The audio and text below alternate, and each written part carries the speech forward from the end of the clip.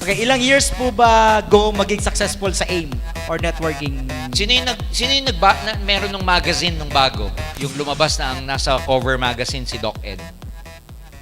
Okay, mas maraming wala. Kasi recently, naglumabas tayo, ang marketing team, naglabas ng magazine tungkol sa events natin. Sa likod nun, may kwento. Now, sasagutin ko to sa isang kwento.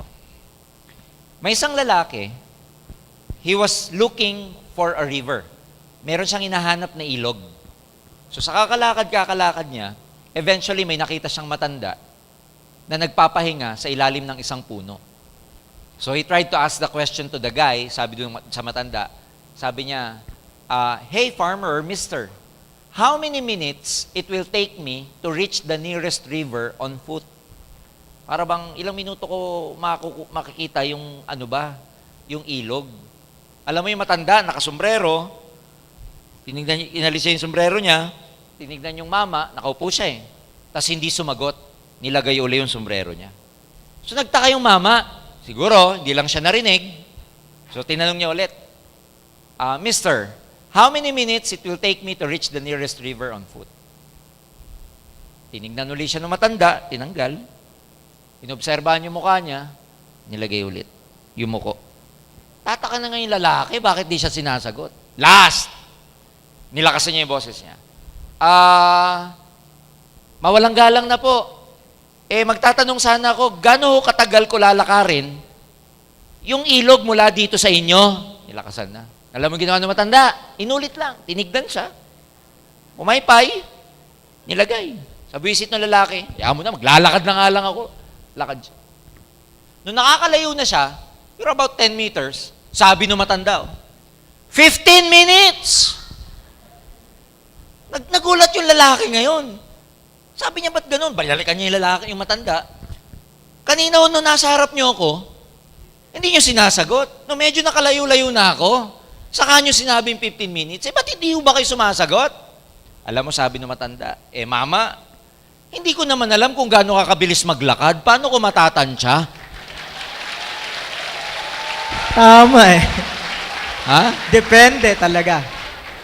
Kaya kung ito tanong mo sa akin, hindi ko alam kung gaano kakabilis mag-recruit araw-araw. Correct. Gaano kadaming tao ko mausap araw-araw. Tama eh. Gaano karaming home party, OPP, one-on-one, prospecting, gaano karaming home party, benta, Yes. training ang ginagawa mo araw-araw. Yun. Walang iba makakasagot niyan kundi ikaw lang. Tama eh. Okay ba yan? Sakto. Ang ganda. Wala akong masabi ah. Part-time, full-time, part-time tambay. Diba? Iba-iba. Yeah. Full-time tsaka fulling time. Pulling time. Boyfriend, si girlfriend. Marami, no? Dami.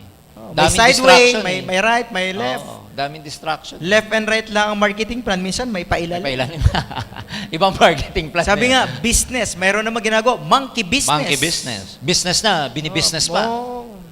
Ganun talaga. Meron dyan, sir. Nag-iisip sa networking. Minsan, nag-iisip Oo. din mag-abroad. Oo. Nag-iisip din iba.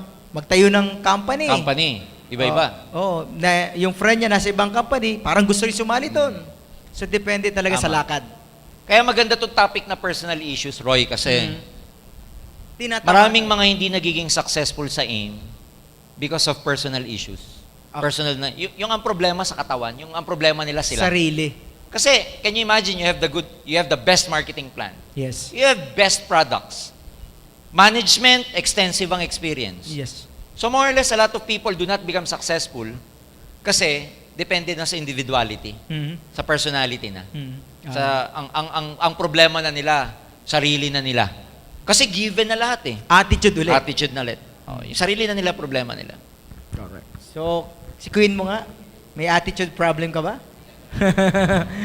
Kaya nga, pag nagte-training ako ng leadership, ang una kong sinasabi, Roy, bago ma-develop ang network mo, dapat ikaw muna ma-develop. Bago ka mag-build ng grupo or network, you have to build yourself first. Kasi pag ikaw na ang na-build mo, ikaw na yung na-correct mo, ikaw na yung na-develop mo, wala ka nang hindi kayang gawin sa network mo. Puputok na yan. Sabog. Yes!